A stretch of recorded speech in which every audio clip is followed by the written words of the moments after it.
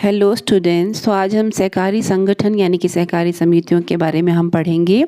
तो चलिए हम इसका मीनिंग जान लेते हैं। इसके मीनिंग के accordingly it refers to that voluntary association of persons who join together with the motive of welfare of the members, यानी कि ये ऐसा संगठन है जहाँ पे लोग वॉलंटरीली यानी कि अपनी इच्छा से जुड़ते हैं और अपने हित के लिए यहाँ पर वो शामिल होते हैं। कम से कम 10 लोग जब डिसाइड कर लेते हैं कि उन्हें अपने हित के लिए अपने लिए कुछ करना है, तो वो एक सहकारी संगठन की स्थापना कर सकते हैं। सहकारी संगठन बाकी व्यावसायिक संगठनों से अलग होते हैं क्योंकि इनका मेन पर्पस अपने मेंबर्स को सर्विसेज देना है, ना कि प्रॉफिट्स कमाना। सहकारी संगठन यानी कोऑपरेटिव सोसाइटीज़ का रजिस्ट्रेशन यानी पंजीकरण करवाना ज़रूरी है और इसके लिए हमारे पास कोऑपरेटिव सोसाइटीज़ एक्ट 1912 है, जिसके अंडर इन सोसाइटीज़ को रजिस्टर करवाया जाता है। या फिर कुछ पर्टिकुलर स्टेट्स हैं जैसे कि बंगाल, बिहार, उड़ीसा, महाराष्ट्र एंड चेन्नई, जिनके अपने स्टेट कोऑपरेटिव सोसाइटीज़ एक्ट है, जहाँ पर वहाँ की कोऑपरेटिव सोसाइटीज़ को रजिस्टर किया जाता है। चलिए अब इसके फीचर्स यानी करैक्टरिस्टिक्स के बारे में हम जान लेते हैं। तो पहला इसका फीचर है वो है वॉलेंटरी मेंबरशिप यानी कि स्वैच्छिक सदस्यता, जिसका अर्थ है कि जो भी इसके मेंबर्स हैं वो अपनी इच्छा से इसमें शामिल होते हैं। कोई उन्हें फोर्स नहीं करता है कि वो इसके मेंबर बने और जब इनकी इच्छा हो तब वो इस सोसाइटी को छोड़ के जा सकते हैं एक इन्फॉर्मेशन देकर। सेकेंड इसका फीचर है लीगल स्टेटस यानी कि कानूनी दर्जा, वैधानिक अस्तित्व। जैसे ही कोऑपरेटिव सोसाइटीज़ एक्ट 1912 के अंडर रजिस्टर्ड होती हैं, वैसे ही इन्हें सेपरेट लीगल एंटिटी मिल जाती है, यानी कि इनका अलग वैधानिक अस्तित्व हो जाता है इसके मेंबर से। और अब ये कृत्रिम व्यक्ति बन गई, आर्टिफिशियल पर्सन बन गई और ऐसे में कोऑपरेटिव सोसाइटीज़ के नाम पर एसेट्स को परचेज़ किया जा सकता है। ये सोसाइटीज़ किसी दूसरे पर केस कर सकती हैं, कोई इनके ऊपर केस भी कर सकता है। थर्ड विशेषता है लिमिटेड लायबिलिटी यानी कि सीमित दायित्व। सोसाइटी के मेंबर्स का जो दायित्व है वो सीमित होता है अपने अंशों के बराबर, यानी जितना उन्होंने पैसा सोसाइटी में इन्वेस्ट किया है उनका उतने ही अमाउंट तक दायित्व रहता है। उनकी अपनी पर्सनल प्रॉपर्टी को बेचा नहीं जाता अगर सोसाइटी को कोई नुकसान होता है तो। इसका फोर्थ फीचर है कंट्रोल यानी कि नियंत्रण। इन सोसाइटीज़ को कंट्रोल करने के लिए मैनेजिंग कमेटीज़ की स्थापना की जाती है, जिन्हें चुना जाता है वोटिंग के ज़रिए जनरल मीटिंग में और हर मेंबर के पास एक वोट कास्ट करने का राइट होता है। मतलब कि अगर किसी ने ज़्यादा इन्वेस्टमेंट की है किसी मेंबर ने, तो उसका मतलब ये नहीं कि उसे ज़्यादा वोट देने का अधिकार मिलेगा, राइट। तो यहाँ पर सिर्फ one man can cast only one vote. Fifth feature है सर्विस मोटिव यानी कि सेवा का उद्देश्य। इन सोसाइटीज़ को स्थापित करने का मेन उद्देश्य होता है कि जो इसके मेंबर्स हैं उनकी जहाँ तक हो सके हेल्प करना, उन्हें वस्तुओं और सेवाएं कम कीमत पर देना। इसके लिए जो मैनेजिंग कमेटी होती है वो डायरेक्टली प्रोड्यूसर से या फिर जो होलसेलर्स हैं उनसे वस्तुएं खरीद के लाती है कम कीमत पे, जिससे उन्हें मुनाफा भी होता है और अपने मेंबर्स को वो कम रेट पे वस्तुएं प्रोवाइड करती हैं। सिक्स फीचर है इक्वलिटी ऑफ वोटिंग राइट्स यानी कि मतदान के अधिकार की समानता। कोई भी जनरल मीटिंग में अगर वोटिंग होनी है तो ऐसे में 1 पर्सन 1 वोट, एक व्यक्ति एक वोट, ये अप्लाई होता है, चाहे उनके पास कितने भी शेयर्स क्यों ना हो, कितना भी उन्होंने पैसा इन्वेस्ट क्यों ना किया हो, इसका यहाँ पर कोई मतलब नहीं होता है। सेवेंथ इसका फीचर है डिवीजन ऑफ प्रॉफिट, लाभ का विभाजन, यानी कि जो भी इनके पास पैसा बचता है उसे वो किस प्रकार से बांटते हैं। नंबर 1, कम से कम 1/4 जो होगा इनके सरप्लस का उसे वो अपने सामान्य संचय जनरल रिजर्व में ट्रांसफ़र करते हैं। और जिन मेंबर्स ने जो इसके मेंबर्स हैं जिन्होंने कैपिटल लगाई है उन्हें उनकी कैपिटल पे लाभांश यानी डिविडेंड दिया जाता है, जो कि सरप्लस के 10% से अधिक नहीं होता है और सरप्लस के ही 10% तक का भाग जो है वो उस एरिया को डेवलप करने में लगाते हैं जहाँ पर ये सोसाइटी काम कर रही होती है। और फिर भी अगर पैसा बचता है तो वो उसे अपने मेंबर्स में बोनस के तौर पे बांटते हैं। ये बोनस का आधार उनके द्वारा खरीदे गए शेयर्स नहीं है, बल्कि उनके द्वारा कितना योगदान सोसाइटी के काम के में दिया जा रहा है इस पर निर्भर करता है। 8th इसकी विशेषता है कैश ट्रेडिंग यानी कि नकद व्यापार। ये सोसाइटीज़ नकद में ही व्यापार करना चाहती हैं क्योंकि इनके फाइनेंशियल रिसोर्सेज कम होते हैं। ठीक है, ऐसा कोई लीगल रेस्ट्रिक्शन नहीं है कि आप उधार में सामान बेच नहीं सकते, लेकिन क्योंकि पैसों की कमी के कारण ये ज़्यादातर अपनी ट्रेडिंग कैश में ही करते हैं।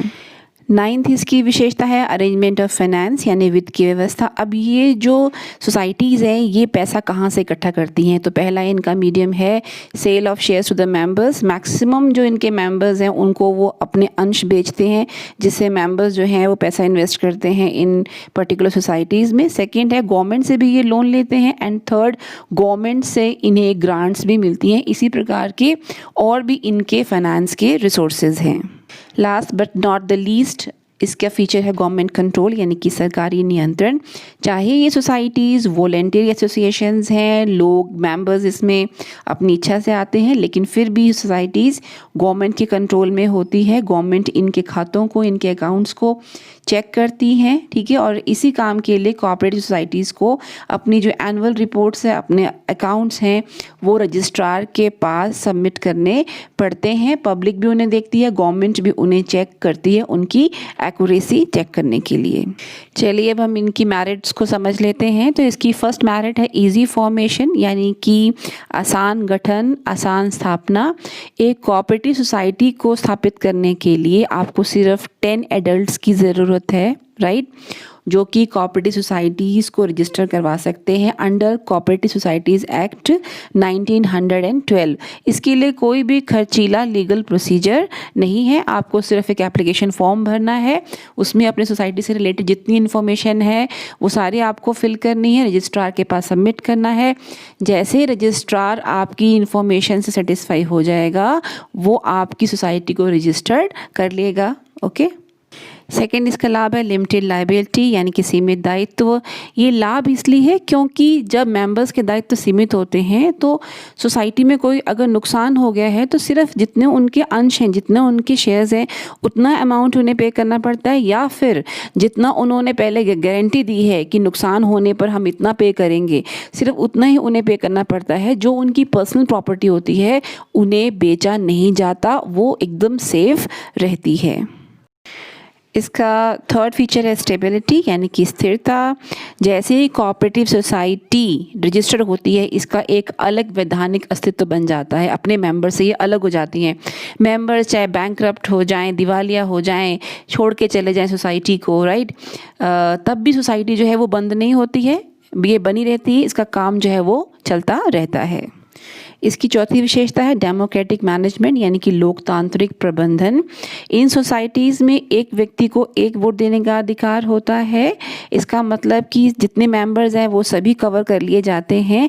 सभी मेंबर्स जनरल मीटिंग्स अटेंड करते हैं, जितनी मीटिंग्स है वो सब अटेंड की जाती हैं, अपने आइडियाज़ देते हैं, और मीटिंग्स में कोई प्रॉक्सी नहीं लगती है, यानी कि कोई किसी और के लिए वोट या फिर अपने आइडियाज़ नहीं देता है। पांचवी इसकी लाभ है लेसर ऑपरेटिंग एक्सपेंसेस यानी कि कम परिचालन खर्च। कैसे?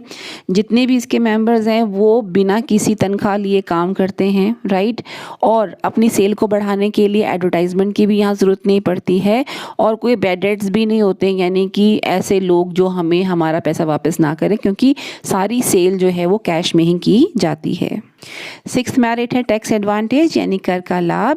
इन सोसाइटीज़ को इनकम टैक्स से छूट है, साथ ही इन्हें स्टैम्प ड्यूटी, रजिस्ट्रेशन फ़ीस, इस प्रकार की फ़ीस पे करनी नहीं पड़ती है, क्योंकि ये सोसाइटीज़ जो हैं वो प्रॉफिट के लिए नहीं बल्कि अपनी मेंबर्स को सर्विसेज देने के लिए कम कॉस्ट पे गुड्स एंड सर्विसेज प्रोवाइड करने के लिए स्थापित की जाती हैं, तो गवर्नमेंट भी इन्हें प्रमोट करती है। इसकी सेवेंथ मेरिट है वो है स्ट्रेट पैट्रोनेज यानी कि राज्य संरक्षण। अब देखिए जो गवर्नमेंट है वो उन सोसाइटीज़ को हेल्प करती है, इन्हें कम टर्म इंटरेस्ट पे या फिर बोल सकते हैं ईजी टर्म्स पे इन्हें लोन्स देती है, क्योंकि इन सोसाइटीज़ का मेन मकसद क्या है, अभी हमने समझा कि समाज का जो पुअर सेक्शन है, जो गरीब तबका है, उसे डेवलप करना, उसे अपनी सर्विसेज देना। तो गवर्नमेंट का भी जो एटीट्यूड है वो इसके लिए बहुत लिबरल है, काफ़ी सारी छूट जो गवर्नमेंट इन सोसाइटीज़ को देती है। 8th इसका लाभ है supply of goods at cheaper rate, यानी सस्ते दर पर सामानों की आपूर्ति। ये सोसाइटीज़ अधिक मात्रा में डायरेक्टली होलसेलर से या प्रोड्यूसर से सस्ते दाम पे सामान खरीद लेती हैं और अपने मेंबर्स को ये सामान देती हैं सस्ते दाम पे, जो कि मार्केट से बहुत ही कम होता है। 9th इसका मेरिट है चेक ऑन अदर बिजनेस, यानी कि जो अन्य व्यवसाय हैं उन पर जांच।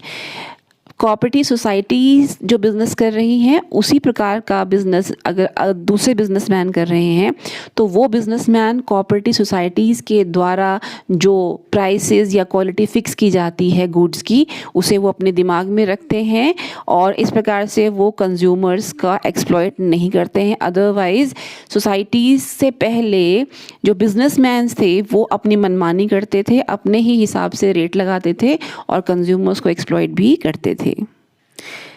10th इसकी मेरिट है इकोनॉमिक डिसेंट्रलाइजेशन, यानी कि आर्थिक विकेंद्रीकरण। अब जो आर्थिक फ़ायदा है वो सिर्फ कुछ लोगों को नहीं होता है। पहले के जो बिजनेसमैन थे वो ज़्यादा प्रॉफिट कमाने के चक्कर में कंज्यूमर से ज़्यादा प्राइस जो है वो चार्ज करते थे, ठीक है। अब ये टेंडेंसी डिसअपियर हो गई है बिकॉज कोऑपरेटिव सोसाइटीज़ के आने से लोगों को कम दाम पे अच्छे प्रोडक्ट और अच्छी सर्विसेज जो है वो प्रोवाइड की जाती हैं। चलिए अब कोऑपरेटिव ऑर्गेनाइजेशंस की हम लिमिटेशंस यानी कमियों के बारे में पढ़ लेते हैं। तो पहली इसकी कमी है लैक ऑफ कैपिटल, पूंजी की कमी, क्योंकि इसके जो मेंबर्स होते हैं वो ज़्यादातर इकोनॉमिकली पुअर होते हैं, ठीक है, और ऐसे में वो बहुत कम पूंजी लगा पाते हैं इन सोसाइटीज़ में। सेकंड, कम लाभांश मिलने या फिर हर मेंबर को सिर्फ एक ही वोट मिलने के कारण मेंबर्स अपनी इन्वेस्टमेंट इन सोसाइटीज़ में नहीं करना चाहते हैं, वो डिस्करेज हो जाते हैं इससे। सेकेंड इसकी कमी है इनकम्पिटेंट मैनेजमेंट, यानी कि अक्षम प्रबंधन। जो इसके मैनेजिंग कमेटी होती है उसके मेंबर्स को या तो प्रबंधन करने की नॉलेज नहीं होती है, ठीक है, या फिर क्योंकि वो बिना सैलरी के काम कर रहे होते हैं तो ऐसे में सोसाइटी की एक्टिविटीज़ को करने में उनका इंटरेस्ट भी ख़त्म हो जाता है। बिकॉज जब हम कुछ कर रहे हैं हमें कुछ नहीं मिल रहा है तो हमारा इंटरेस्ट वहाँ से ख़त्म होने लगता है। तीसरी कमी है कैश ट्रेडिंग, यानी कि नकद व्यापार। ये सोसाइटीज़ नॉर्मली कैश में ही अपनी वस्तुएं बेचती हैं, चाहे ये कम कीमत पे वस्तुएं अपने मेंबर्स को प्रोवाइड करती हैं, लेकिन मेंबर्स क्योंकि थोड़े पुअर होते हैं और उन्हें उधार की ज़रूरत पड़ती है और यहाँ पर उधार की फैसिलिटी ना मिलने के कारण कई बार वो दूसरे बिजनेसमैन के चुंगल में फंस जाते हैं, उनसे महंगा सामान खरीदने के लिए मजबूर हो जाते हैं। फोर्थ इसकी कमी है पॉलिटिकल इंटरफेरेंस, यानी कि राजनीतिक हस्तक्षेप। क्योंकि गवर्नमेंट इन सोसाइटीज़ में इन्वेस्टमेंट करती है, पैसा लगाती है, तो इन सोसाइटीज़ की जो मैनेजिंग कमेटीज़ होती हैं जो इनको चलाती हैं उनमें गवर्नमेंट के मेंबर्स भी होते हैं, जिसकी वजह से वहाँ पर राजनीतिक हस्तक्षेप बढ़ जाता है, पॉलिटिकल इंटरफेरेंस बढ़ जाती है। इसे एक मेंबर्स को हेल्प करने वाली ऑर्गेनाइजेशन के रूप में चलाना मुश्किल हो जाता है। पांचवी कमी है लैक ऑफ मोटिवेशन। मोटिवेशन की कमी क्यों आती है? क्योंकि इसके मेंबर्स एक तो सोशल सर्विस के तौर पे इससे जुड़ते हैं, इन्वेस्टमेंट करते हैं। ज़्यादा इन्वेस्टमेंट करने के बावजूद सिर्फ एक मेंबर को एक ही वोट करने का अधिकार मिलता है और लोग इसमें काम करते हैं, इसे संभालते हैं बिना किसी सैलरी के। जो सरप्लस ही पैसा बचता है उससे इन्हें लाभ का हिस्सा भी कम मिलता है। तो ये सब रीज़न होते हैं जिनसे कि इनको मोटिवेशन काम करने की नहीं मिलती है।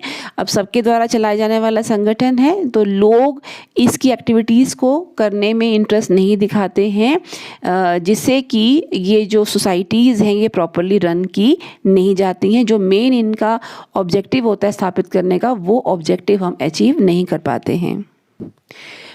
सिक्स्थ इसका जो कमी है वो है लैक ऑफ पब्लिक कॉन्फिडेंस, यानी कि जनता के विश्वास में कमी। आमतौर पे कुछ ऐसे लोग इसके मेंबर्स बन जाते हैं और मैनेजिंग कमेटी में आ जाते हैं जो कि पॉलिटिकली मोटिवेटेड होते हैं, यानी कि जिनका राजनीतिक हस्तक्षेप इसकी मैनेजमेंट में हो सकता है। और जब वो कोई गलत काम करते हैं तो उस गलत काम की वजह से जो कोऑपरेटिव सोसाइटीज़ के जो मेंबर्स हैं उनके विश्वास में कमी आती है और वो सोसाइटी के काम पर विश्वास नहीं करते हैं और कई बार तो मेंबरशिप भी छोड़ के चले जाते हैं। नेक्स्ट इसकी लिमिटेशन है लैक ऑफ सीक्रेसी, गोपनीयता की कमी। बिल्कुल जब भी आप अपने एनुअल रिपोर्ट्स को, अकाउंट्स को पब्लिश करेंगे, रजिस्ट्रार के पास सबमिट करेंगे, गवर्नमेंट को दिखाएंगे, पब्लिक के सामने आएंगे वो रिपोर्ट्स, तो आपके जो बिज़नेस की सीक्रेसी है, गोपनीयता है, वो ख़त्म हो जाती है। ठीक है। लास्ट इसकी लिमिटेशन है म्यूचुअल डिस्प्यूट्स, यानी कि आपसी विवाद। देखिए जनरली जो मकसद होता है इन सोसाइटीज़ को इस्टेब्लिश करने का, वो मकसद कहीं ना कहीं टाइम के साथ साथ ख़त्म हो जाता है। रीज़न ये है क्योंकि बहुत सारे मेंबर्स जो हैं इन सोसाइटीज़ से इसलिए जुड़ते हैं ताकि इन सोसाइटीज़ का वो फ़ायदा उठा सकें, लेकिन कुछ मेंबर्स अच्छी नीयत वाले भी होते हैं, वो उनको अपोज करते हैं, जिससे कि मेंबर्स के बीच में लड़ाई झगड़ा, कॉमन कन्फ्लिक्ट जो हैं वो स्टार्ट हो जाते हैं, जिसकी वजह से इन एंटरप्राइज को स्थापित करने का जो मकसद है कि पुअर सेक्शन ऑफ सोसाइटी को हेल्प किया जा सके, वो मकसद कहीं ना कहीं ख़त्म हो जाता है।